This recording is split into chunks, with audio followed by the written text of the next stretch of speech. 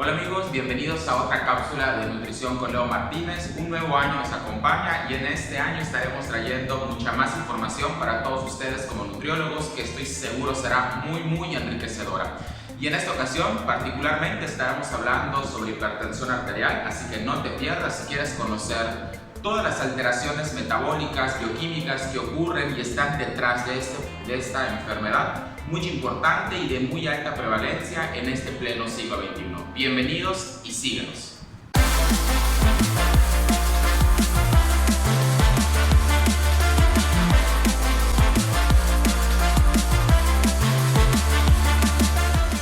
Para comenzar con este proceso de explicación de las alteraciones que ocurren en la presión arterial, tenemos que tener presente que en nuestro organismo la presión arterial está regulada por dos factores, el gasto cardíaco y la resistencia periférica.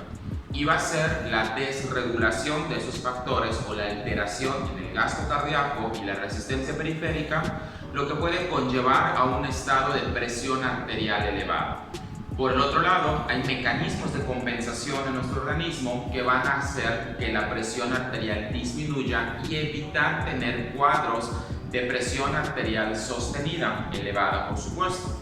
Y una vez que estos mecanismos de compensación no estén cumpliendo con sus funciones, es cuando en su conjunto vamos a tener la hipertensión arterial.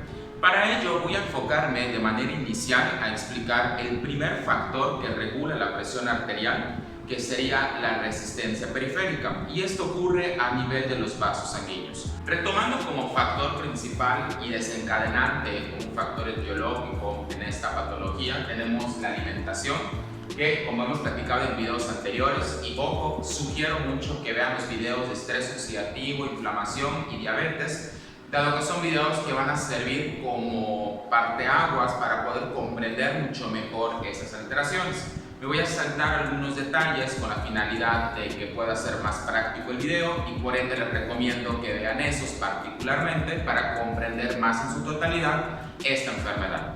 Y precisamente en esos videos hemos particularizado el efecto que tiene la dieta occidental, las características de una dieta elevada en alimentos ultraprocesados que se han englobado como características contener altos niveles de hidratos de carbono simple, ácidos grasos saturados, por supuesto es bajo en antioxidantes, bajo en fibra, bajo en potasio, precisamente porque estamos consumiendo muy pocas frutas y verduras, y por el otro lado elevada en sodio, lo cual va a venir a repercutir de manera importante en este proceso de hipertensión, con este proceso de alteración de la presión.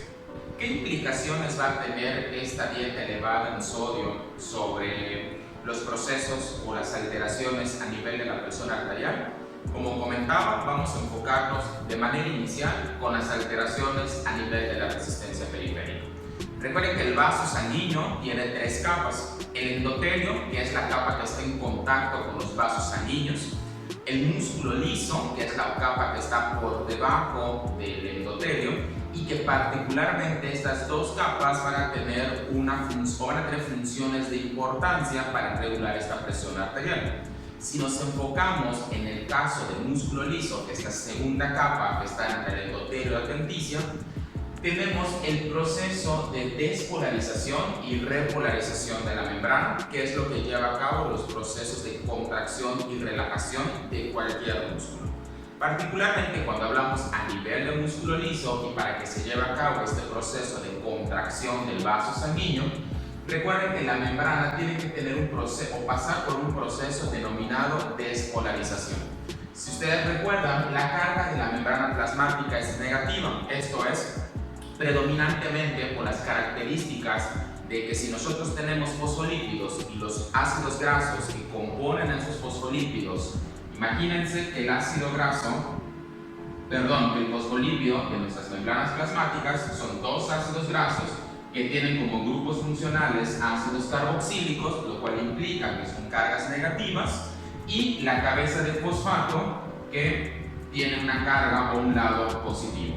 Entonces, si nosotros anulamos esta carga con esta carga, nos está quedando predominantemente una carga negativa. Y esta carga negativa es la que podemos observar alrededor de nuestra membrana plasmática. Entonces, aproximadamente hablamos en la literatura que la membrana tiene una carga de menos 90 milivoltios y la despolarización de la membrana consiste precisamente en que esa carga negativa pase a una carga menos negativa o casi positiva.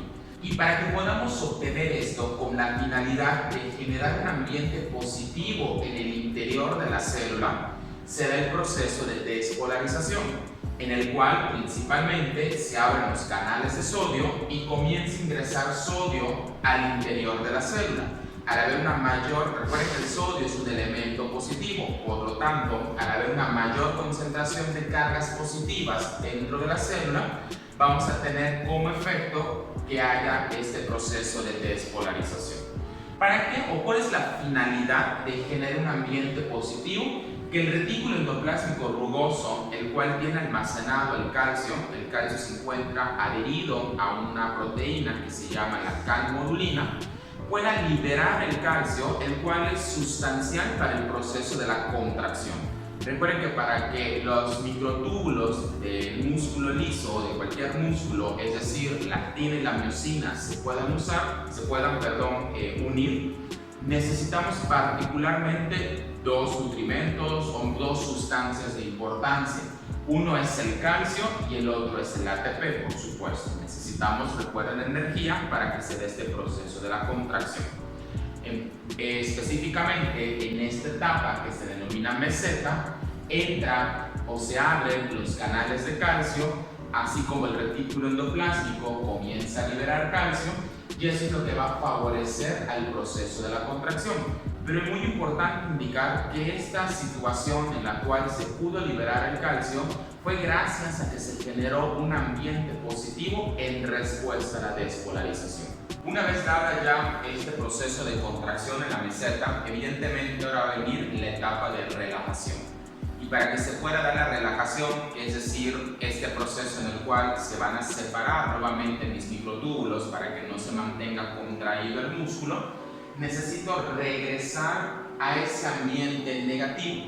El quitar la circunstancia o el ambiente que favoreció a que el calcio se uniera a los microtúbulos es lo que va a favorecer también a que el calcio se desprenda de los microtúbulos y regrese a su almacenamiento al retículo endoplásmico rugoso. ¿Y cómo vamos a hacer eso? Recuerden que el ambiente positivo lo obtuvimos a través de la entrada de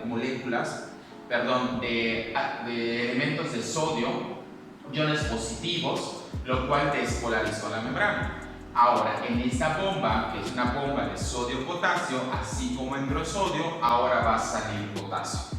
La salida de potasio, evidentemente, al ir sacando cargas positivas, va a favorecer a que el ambiente positivo que se encontraba en el interior de la célula disminuya, y eso favorezca a un ambiente ahora negativo. ¿Qué estamos haciendo?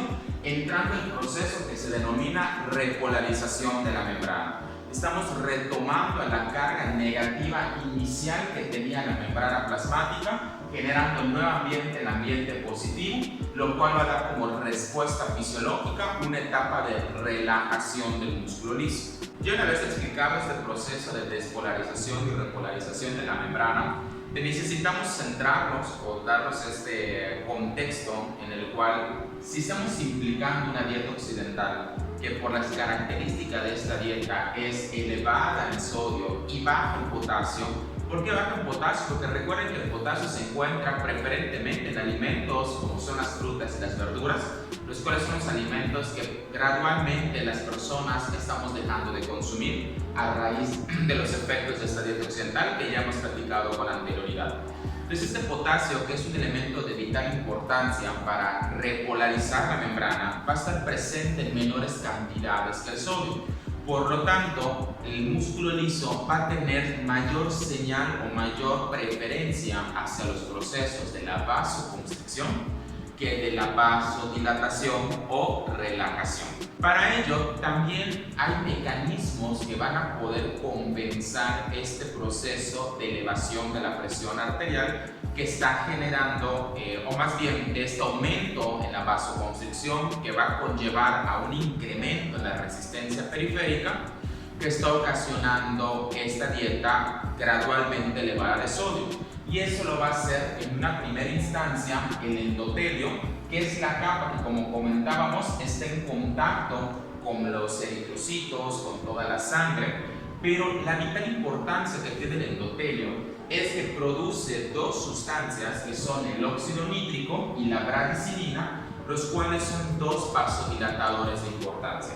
Estas dos sustancias entonces van a jugar un rol de importancia en los procesos de vasodilatación cuando el potasio, al estar disminuido por el que lo estamos ingiriendo en menores cantidades por ese tipo de alimentación que tenemos, esté predominando un proceso de vasoconstricción o incremento de la resistencia periférica. De modo tal que es un mecanismo de compensación lo que está realizando el endotelio al mandar a estos dos vasodilatadores y de esta manera regular la presión arterial. Y aquí vamos a entrar a conocer cuál sería un primer mecanismo de alteración en el cual el endotelio se vería comprometido y por ende estaría predominando este incremento de la vasoconstricción a causa de las características antes mencionadas. Y aquí es cuando ahora entra todo lo divertido que va a conllevar a que se alteren estos mecanismos de compensación. Anteriormente ya hemos hablado del estrés oxidativo sistémico. Entonces, recordemos que estamos en una circunstancia por las condiciones de la disfunción mitocondrial, el estrés oxidativo, la disrupción del músculo esquelético, importante que vean esos videos, lo cual implica que hay una mayor cantidad de radicales libres, especies reactivas de oxígeno, circulando en la sangre y van a estar interactuando con proteínas, moléculas que también se encuentran en la sangre. Y particularmente, una de las moléculas con las que van a tener mayor interacción por esa tracción en la peroxidación son las lipoproteínas.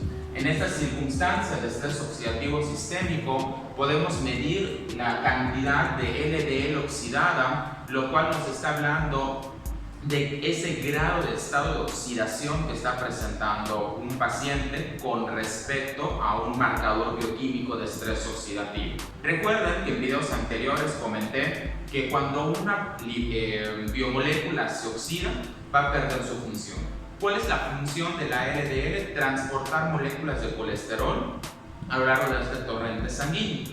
Y eso va a ocasionar que cuando la LDL se oxide, al estar en contacto con esta alta concentración de radicales libres circulando en sangre, comenzamos a tener asentamientos en el endotelio.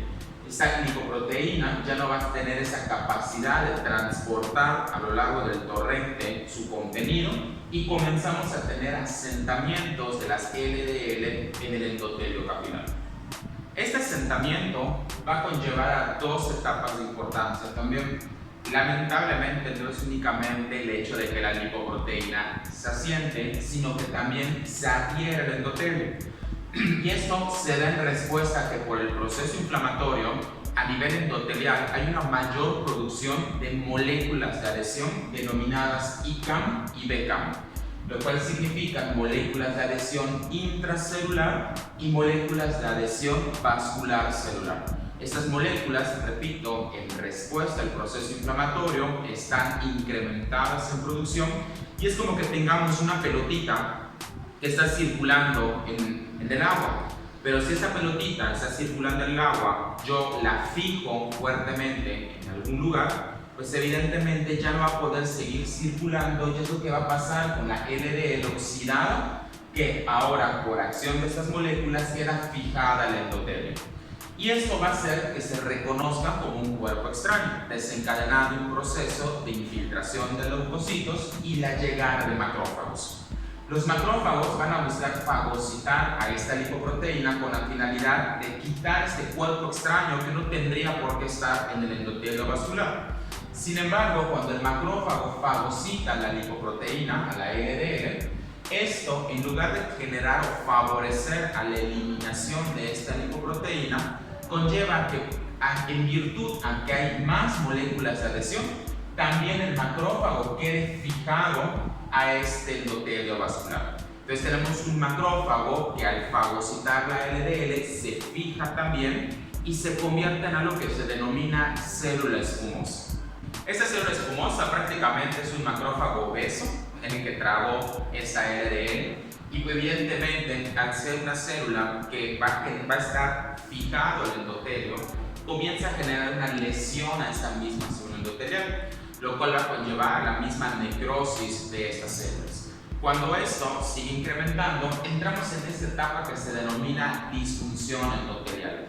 Es decir, que el endotelio comienza a perder la capacidad de producir sustancias que en algún momento estaban regulando la presión arterial, que comentábamos, estaba el óxido nítrico y la bradicilina. ¿Qué va a conllevar esto? A que al tener disfunción endotelial haya un mayor incremento o se favorezca a una instauración de la resistencia periférica. Porque si bien las características de la dieta siguen conllevando a que hayan procesos de vasoconstricción, y como podrán ustedes observar, cada vez tenemos menos procesos que estén compensando o regulando la presión, favoreciendo una vasodilatación. Ya hemos perdido la bradicilina y el óxido nítrico a causa de las perturbaciones que tenemos en el endotelio por esta disfunción endotelial.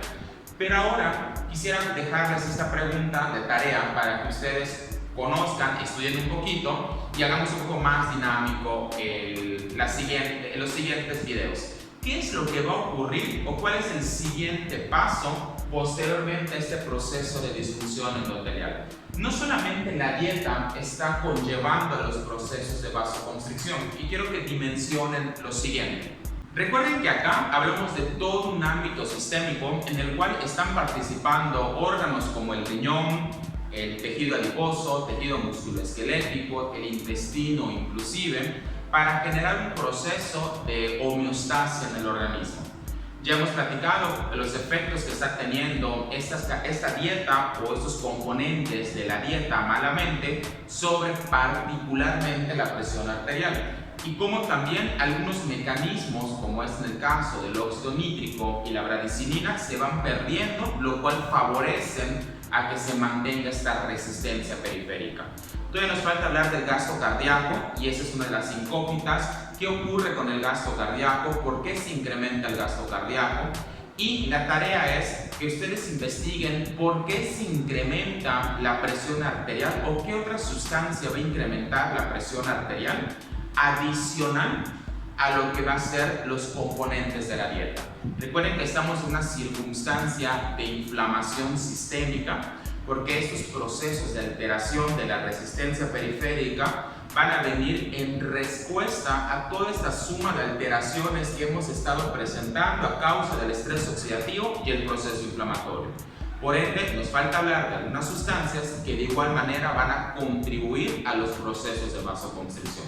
Se los dejo de tarea para que lo investiguen y les espero en sus comentarios para que en el siguiente video nos informemos y hablemos mucho más acerca de la disfunción endotelial, la presión arterial y concluir con hipertensión arterial sistémica.